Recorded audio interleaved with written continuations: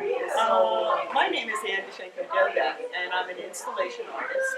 And this is my studio here at Gallery Flora. And with me is Bisa, Washington. And we've known each other for such a long time. And I'm really glad that she's here with me today. Glad to come. This is an installation piece that I'm doing, and I'm bringing around to different locations. And essentially, Soothe Your Soul evolved out of all of the intimate stories and really tragic stories people were telling me during open doors related to migration, immigration, and then the collateral damage from that, which is the trafficking of women and children around the world. And these are the focus of most of my work. So I came up with this. And this is Soothe Your Soul, and people are invited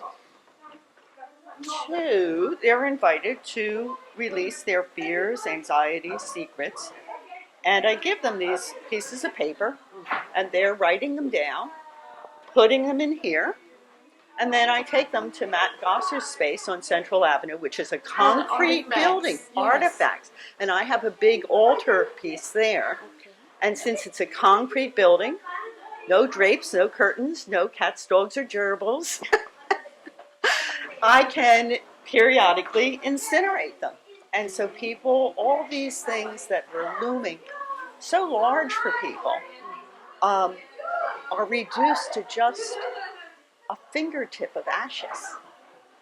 And there was just such a sigh of relief when we did that, because they looked at it and it was like, it's not weighing as heavily as like it was. A cleansing ritual. Yeah. Yeah.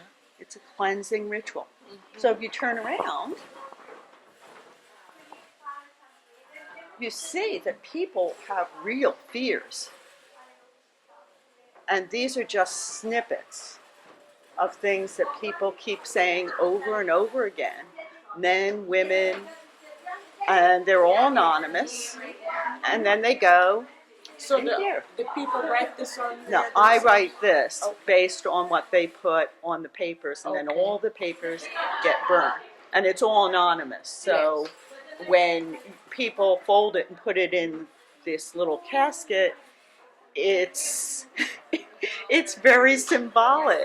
It's very elegant, and that's what I do. And you came to visit me. What are you doing these days? Just regrouping and puddling along And enjoying your grandchildren. and enjoying them. Yes, very much so. But I like the idea of the fire. You know, it's like I said, a cleansing and a purification and a letting go. How often do you do the burning?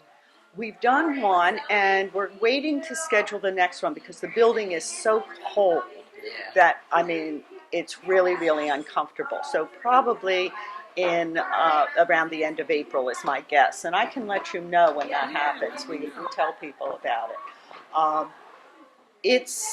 I have a sister who's a psychiatrist, and I ran it by her just to be sure that I was not doing anything weird.